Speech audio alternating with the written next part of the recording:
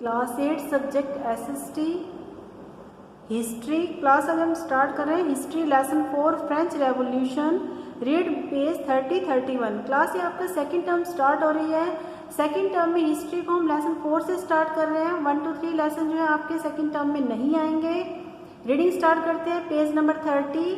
Class 8 lesson 4 the French revolution, जिसमें class हम पढ़ेंगे causes of French Revolution, course of the revolution, coming of Napoleon Bonaparte, impact of the revolution.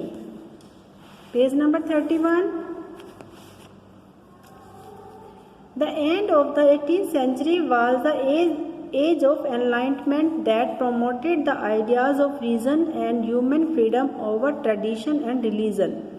18वीं शताब्दी के अंत में जो है मनुष्य की आज़ादी जो है परंपराओं और धर्म के से आगे जो है कुछ आइडियाज़ जो थे उसमें प्रमोटेड हो चुके थे, बढ़ावा मिल चुका था। The rise of the middle class and the printed material writing of philosophers Voltaire, Montesquieu and Rousseau and the artist encourage the political awareness which fanned the flame of French revolution. Middle class का भी rise होना start हो गया था और printed material, philosophers की writing जैसे कि वोल्टायर की, मोंटेस्को और रूसो की और दूसरे आर्टिस्ट की जो है इन्होंने पॉलिटिकल अवेयरनेस को बढ़ावा दिया, जिसने जो है फ्रेंच रेवोल्यूशन की ज्वाला को जो है भड़का दिया या उनको जला दिया। Between the 1789 CE and 1799 CE many significant events occurred in France.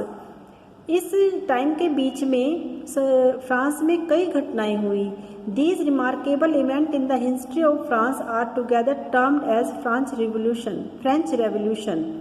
ये जो है सभी याद रखने योग्य जो घटनाएं थी फ्रांस की हिस्ट्री में, इनको मिलाकर फ्रेंच रेवोल्यूशन का नाम दिया गया। Do you know Rousseau wrote in his social contract, men are born free, yet everywhere are in chains. This writing light the fire of revolution.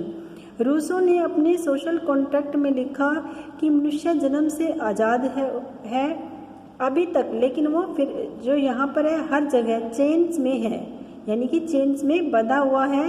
ये राइटिंग ने जो है इस रेवोल्यूशन को और बढ़ा दिया। Causes of the French revolution.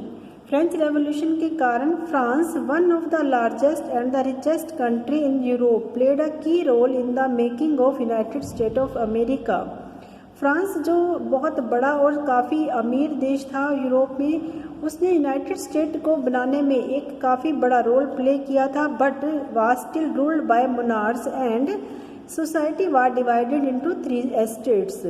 लेकिन उनमें जो शासन था वो मोनार्च के द्वारा हो रहा था, यानी कि एक ही परिवार का शासन होना, और समाज जो था यानी कि सोसाइटी जो थी वो 3 भागों में 3 वर्गों में बटी हुई थी। Social division of society. The French estate consist of clergy, they were exempted from paying taxes to the government, they enjoy first पहला जो था वो क्लर्जी जो लोग थे वो यानी कि ऑफिशियल अधिकारी उसमें आते थे।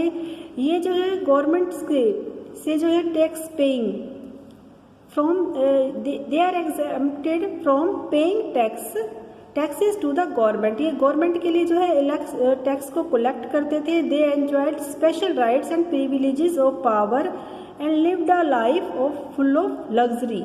ये सभी प्रकार के स्पेशल राइट्स का जो है एंजॉय करते थे, सभी प्रकार की पावर्स को, और ऐशो आराम का जीवन व्यतीत करते थे। A special tax tithe was directly levied and extracted by the church.